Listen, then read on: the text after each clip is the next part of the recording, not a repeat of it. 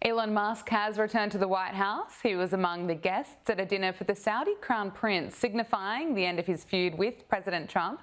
Let's take a look at the interaction.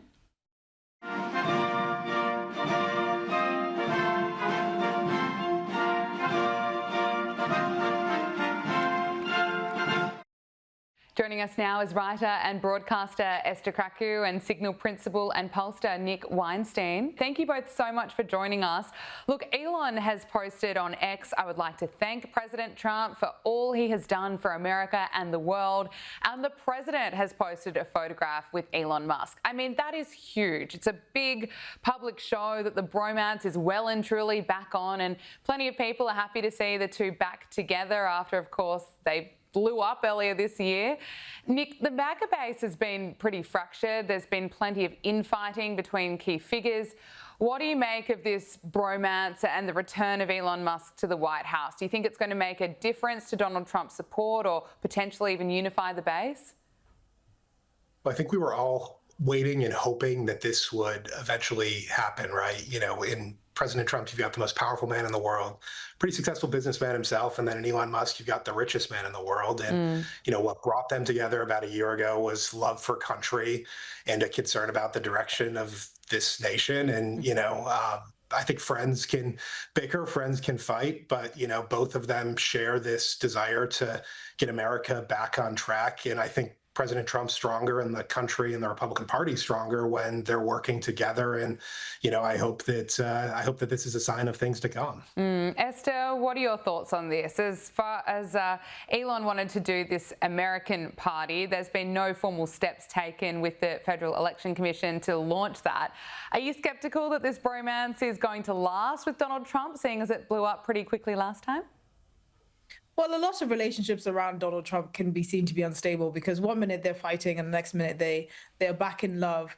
And following Elon Musk and Trump's infamous fallout, I can honestly say that meeting the Crown Prince of Saudi Arabia is probably the best incentive for Elon Musk to kiss and make up with President Trump. And that's really been the reason behind this. It's only MBS at the strategic time, and with all the money kind of being promised, with all these business leaders in the room, which is basically probably the most exclusive investment gathering operation that any country has been awarded basically by this administration, that would incentivize Elon Musk to let bygones be bygones and kiss and make up with Donald Trump. Now, I still don't think Elon Musk agrees with, the big beautiful bill and all of the things that he disagreed with during Trump's sort of first few months in office. I still think that's a sore sticking point. But he's back in business. He's back leading Tesla and engaging in his own business activities. And I think that takes precedence, and those interests take precedence over bickering with Donald Trump over politics. Now, whether he chooses to set up his own party, whether he has the energy, whether he can be bothered, that's another story. I don't think he really can or is willing to do that. Being in politics in America is very exhausting and draining, and it's clearly a thankless task. And he got a whiff of that when he was running Doge. I'm not sure that he will get rid of his mission to get us to Mars and to establish human life form outside in space. I don't think he'll give that up just to run for Congress. That's ridiculous. President Trump addressed the Saudi Investment Forum where he blasted Joe Biden. Listen to this. They're respecting America again. They didn't respect us. We were like a bunch of stupid people. We had a president that couldn't get up and talk, couldn't walk up a flight of stairs. We had people that didn't know what the hell they were doing. We were an embarrassment all over the world. But now we have people that are respected at levels that we've never seen before. So Donald Trump has had some huge wins on the world stage. However, his polling numbers show that Trump's approval rating has dropped to a low of 38%. This is according to a recent Reuters poll. It shows that his numbers are down 9 points since he took office. Nick, what's your take on this? And we know Donald Trump says that he ignores most of the polls. Yeah, and rightfully so. They've missed for him in the past, but I think there is a little bit of a reason for concern, right? These numbers are lower than they were a month ago, lower than they were 2 months ago. But I don't know that there's any reason to necessarily think that the last 45 days, which have been obviously difficult for President Trump, are necessarily an indicator of what the next 45 days or what the electorate might look like in November of next year. And I think to an extent, Trump's been a little bit of a victim of his own own success, right? There were three major issues that voters, when they went to the polls in November of 2024, had at the top of their minds when they voted for President Trump. Illegal immigration, the border is safer than it's been in generations. Crime, our cities are safer, and President Trump's been extremely aggressive tackling crime. Top of mind for everyone right now here in the States is the economy, inflation, and jobs. And I think that's a place where you're going to see President Trump spend a lot of time here over the next year making his case to the American people that he deserves to keep the Congress and keep the Senate, notwithstanding, the big wins on the world stage as well. Esther, what do you make of the polling results? It's obviously going to be a bit of a difficult time for President Trump after he had to deal with the 40-something days of the government shutdown. Of course. And I mean, the two things that this dissatisfaction in the polling is pointing to is obviously this debacle with Jeffrey Epstein and the files, who thought that at this point in his second term, the ghost of a dead pedophile would be what's causing him a headache.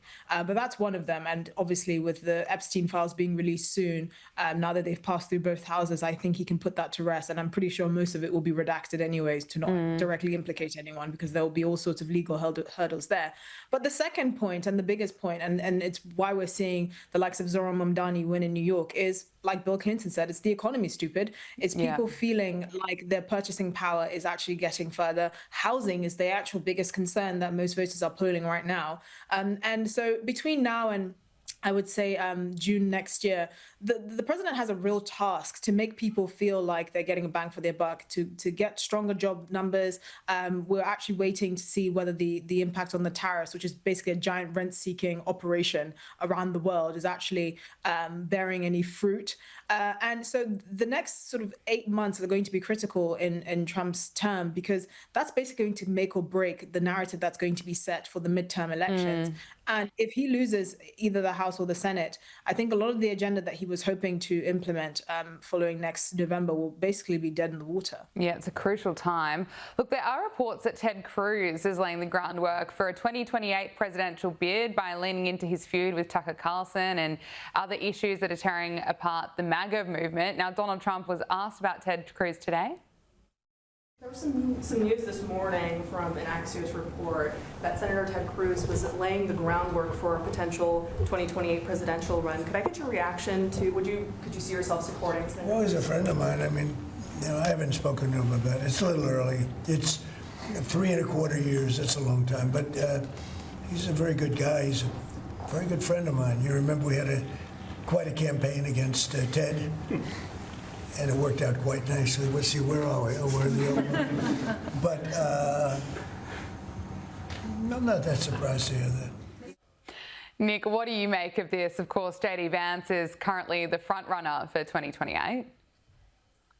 Yeah, I mean, look, I think President Trump's right. It is pretty far out for us to start, handicapping who his likely successor on the Republican side is going to be. I think JD Vance is the obvious front runner if the primary were held today. Another former foe, now ally, Marco Rubio, the Secretary of State, is also someone whose name has been bandied about. DC as well. I mean, look, Ted Cruz has turned into a strong ally of the president. He's one of a number of really talented senators and governors that I think have a case to make to the American people. And I think, the beauty of the strength of the bench of the Republican Party right now is that, we're going to have a great process here in about 2 years to decide who the nominee is going to be. And there's a lot of credible candidates. And, unlike the Democrats over the last 2 cycles, I don't think, the Republicans are going to have to rig it to get someone who can be competitive in the general election in November. Esther, what are your thoughts? I know 2028 is still a fair way away, but Ted Cruz apparently laying the groundwork. Yeah, I mean, all these people that say it's a bit early, it's been on their minds since probably 2015. A lot of these people don't decide their runs sort of a year into an actual race. They decide it years in advance. However, Donald Trump's ability to play kingmaker, because that's basically what an endorsement from him would mean, is really riding on the next few years. If he becomes radioactive, if he becomes the poison of the Republican Party, then actually it might work in the favor of the next presidential hopeful to not have Donald Trump's endorsement. Again, a lot is riding on him meeting his election promises and the actual feel-good factor in the country. Of course, we know that he's done a spectacular job with the border and he really basically shut it down from day one. But there are still issues of crime, for example, in major cities. You can't just send the National Guard to every major city. You have to have long-standing cooperation with a lot of these Democrat-run cities so that people feel lasting change and the security that a rigorous law enforcement can bring. But also, and most importantly, it's the economy. So really the next year and a half, again, like I said, is very crucial, not just for the midterms, but also with Trump's ability to play kingmaker and for his endorsement to actually mean something. We spoke earlier about how Elon has patched things up with Donald Trump, or it certainly appears that the two of them have, kissed and made up. However, Elon Musk has blasted woke singer Billie Eilish. Now, last month, Billie Eilish, who reportedly has a net worth of around $50 million and sells tickets to her show for around $200 to $400 each, told billionaires to give all their money away while accepting the Music Innovator Award. Love you all, but there's a few people in here that have a lot more money than me. And if you're a billionaire, why are you a billionaire?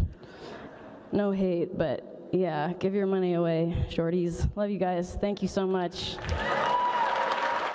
Now, the celebrity said this as Mark Zuckerberg was reportedly in the room, and Billie Eilish has ramped up her attack on billionaires. Earlier this week, she posted a series of messages on Instagram appearing to really take aim at Elon Musk, of course, the wealthiest person in the world, accusing him of hoarding wealth and he should actually be using it to solve global problems. She claimed he could end world hunger, rebuild Gaza, XYZ. She continued, labeling him a pathetic coward. Now, Elon has hit right back, saying she's not the sharpest tool in the shed. Esther, I think it's quite astonishing hearing this from celebrities. I mean, Billie Eilish, if she wanted to, she could be making all her concerts free. She could be giving away all of her millions.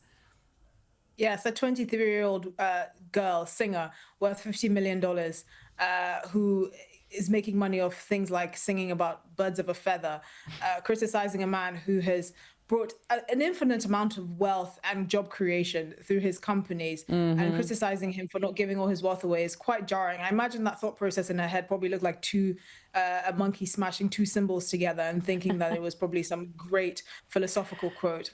But at the end of the day, these people are not to be taken seriously. And actually, I think Billie Eilish's statement really kind of signifies the decay and the slide into relevance of Hollywood. Because a few years ago, the news would have been all over this. Bernie Sanders would have been like, oh, yes, what a sage, and Billie Eilish. I think people just let celebrities talk now and treat them like toddlers having a bit of a rant, because it's just not serious anymore. Like, oh, you have a lot more money than me because you have $1 billion and I only have $50 million. Excuse me. That's about $49.5 million more dollars than 99% of planet Earth. Absolutely. What are you talking about? Absolutely. And Nick, to pick up on Esther's point, I mean, look at the contributions that Elon Musk has made to the world. It's extraordinary. SpaceX, Starlink, electric vehicles, PayPal, all the job creation. I mean, perhaps we could be grateful to Elon Musk for his contributions.